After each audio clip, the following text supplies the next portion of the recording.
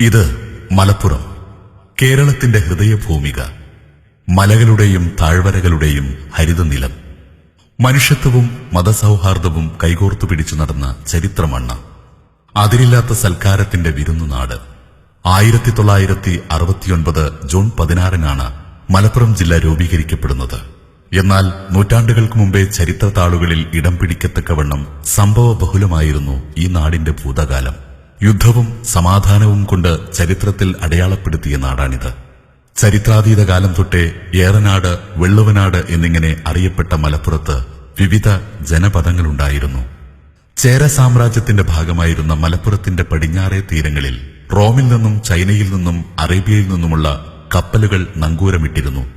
കോഴിക്കോടിനൊപ്പം പൊന്നാനിയും ലോകപ്രശസ്തമായ തുറമുഖങ്ങളിലൊന്നായിരുന്നു.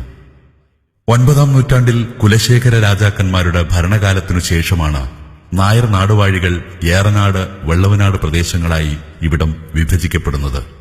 സാമൂതിരിയുടെ മേൽക്കോയ്മയ്ക്ക് നേരെ ചാവേറുകളാൽ എതിർത്തുനിന്ന പോരാട്ടത്തിന്റെ മലപ്പുറം പാരമ്പര്യം അന്നേ ഈ നാട് പ്രദർശിപ്പിച്ചിരുന്നു.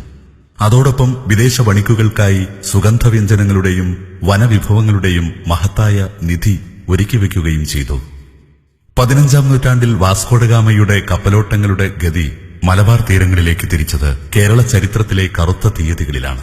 സ്നേഹത്തിന്റെയും സൗഹാർദ്ദത്തിന്റെയും ഈ തീരഭൂമിയെ ശത്രുതയുടെ വാളുകൊണ്ട് അടയാളപ്പെടുത്തിയ ഒരു നൂറ്റാണ്ടായിരുന്നു അത്.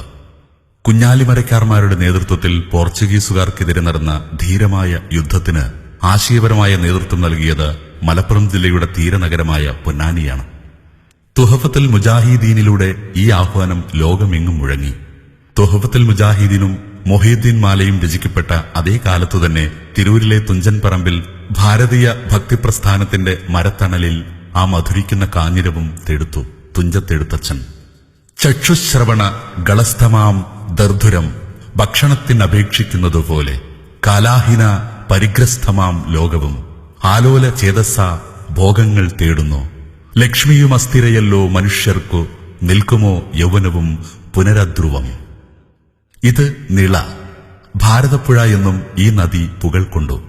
ഈ തീരത്തിലാണ് ചരിത്ര പ്രസിദ്ധമായ മാമാങ്കം നടന്നത്.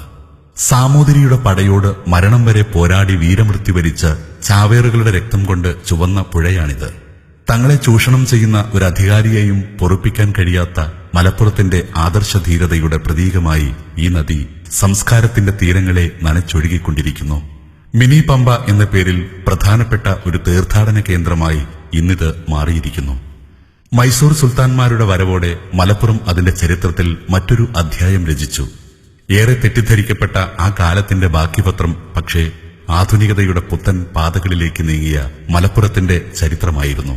ടിപ്പു സുൽത്താൻ വെട്ടിയ റോഡുകളിലൂടെയാണ് ഇന്നും മലപ്പുറത്തിന്റെ ദിനാന്തങ്ങൾ യാത്ര ചെയ്യുന്നത്.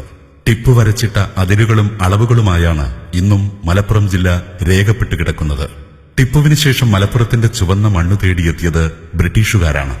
ഹരിതഭംഗി നിറഞ്ഞ ഈ താഴ്വാരം തങ്ങളുടെ വിശ്രമ മന്ദിരങ്ങൾ പണിത് അവർ സ്വന്തമാക്കി.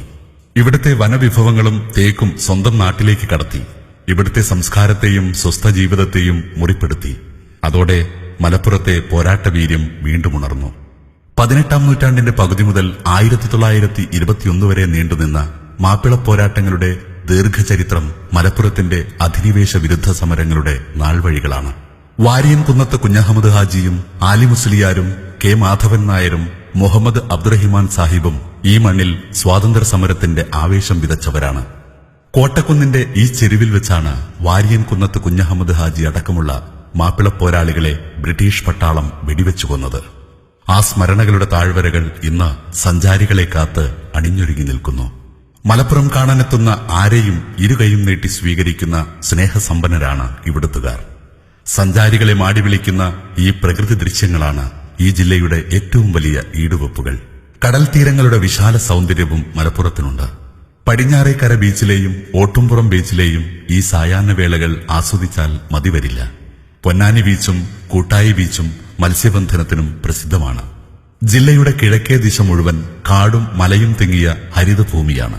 ഏറ്റവും പഴയ തേക്കുകാടുകളിലൊന്നായ നിലമ്പൂരിലെ കനോലി പ്ലോട്ട് ജില്ലയിലാണ്. കക്കാടംപോയിൽ, ആഢ്യൻപാറ വെള്ളച്ചാട്ടം എന്നിവ ഈ മലനിരകളുടെ ജലകേളികളാണ്. ഇത് കൊടികുത്തിമല. ജില്ലയിലെ ഏറ്റവും ഉയർന്ന കുന്നുകളിലൊന്ന്. പൊന്നാനി തുറമുഖത്തണയുന്ന കപ്പലുകൾക്ക് വഴികാട്ടാൻ ഈ മലയുടെ മുകളിൽ കൊടികുത്തിവച്ചിരുന്നുവത്രേ. അങ്ങനെ ഈ മലയ്ക്ക് കൊടികുത്തിമല എന്ന പേരു കിട്ടി.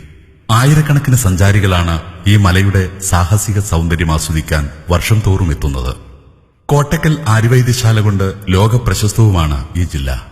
ചരിത്രകാലം തൊട്ടേ ആത്മീയ സംസ്കാരത്തിന്റെ വിളനിലമായിരുന്നു മലപ്പുറം. പൊന്നാനിയും തിരൂരും തിരുനാവായും അങ്ങാടിപ്പുറവും മമ്പുറവുമെല്ലാം തീർത്ഥാടനത്തിന് പ്രസിദ്ധമായ പ്രദേശങ്ങളാണ്. ചരിത്രവും പാരമ്പര്യവും ഇഴപിരിച്ചെടുത്ത സൗഹൃദത്തിന്റെ സംസ്കാരമാണ് മലപ്പുറം. നിലമ്പൂർ കോവിലകത്തിന്റെ ഈ ഇടനാഴികകൾ തൊട്ട് മമ്പുറം പള്ളിയുടെ ഈ മിനാരങ്ങൾ വരെ പാടിപ്പുകഴ്ത്തുന്നത് ഈ സൗഹൃദത്തെയാണ്.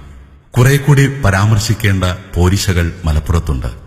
കേരളത്തിലെ മറ്റു ജില്ലകളുമായി താരതമ്യപ്പെടുത്തുമ്പോൾ വൃദ്ധസദനങ്ങളും ആത്മഹത്യയും ഏറ്റവും കുറഞ്ഞ ജില്ലയാണിത്. കാരുണ്യത്തിന്റെ കാര്യത്തിൽ സംസ്ഥാനത്തിന് തന്നെ മാതൃകയാണ് മലപ്പുറം ജില്ല. കേരളത്തിലെ പെയിൻ ആൻഡ് പാലിയേറ്റീവ് പ്രസ്ഥാനം ഏറ്റവും നല്ല പ്രവർത്തനം കാഴ്ചവെക്കുന്നത് മലപ്പുറത്താണ്. ഇത് ഇന്ന് ആഗോള ശ്രദ്ധ പിടിച്ചുപറ്റിയിരിക്കുന്നു. മലപ്പുറം ജില്ലാ പഞ്ചായത്തിന്റെ വൃക്കരോഗ ചികിത്സാ സഹായമാണ് എടുത്തുപറയേണ്ട മറ്റൊരു കാര്യം. ഗൾഫ് പണമാണ് ജില്ലയെ തളരാതെ താങ്ങി നിർത്തുന്നത്. ആ മരുഭൂമിയാണ് ഈ ജില്ലയുടെ പട്ടിണിയും പരിവട്ടവും മാറ്റിയത്. ഇന്ന് വികസനത്തിന്റെ അതിരുകളില്ലാത്ത ആകാശത്തേക്ക് പടർന്നു കയറാൻ പരിശ്രമിക്കുകയാണ് മലപ്പുറം. വിദ്യാഭ്യാസവും ആത്മവിശ്വാസവുമുള്ള പുതുതലമുറ ഇച്ഛാശക്തിയോടെ ഈ മുന്നേറ്റത്തോടൊപ്പമുണ്ട്. അതിരുകളില്ലാത്ത സൽക്കാരം, അതാണ് ഈ നാടിന്റെ മുഖക്കുറിപ്പ്. ഇവിടേക്ക് വരൂ, രണ്ടു കൈയും നീട്ടി സ്വീകരിക്കും. സ്നേഹത്തിന്റെ ഇളനീരും മതസൗഹാർദ്ദത്തിന്റെ പട്ടുമെത്തയും നൽകി ഈ നാട് നിങ്ങളെ സൽക്കരിക്കും.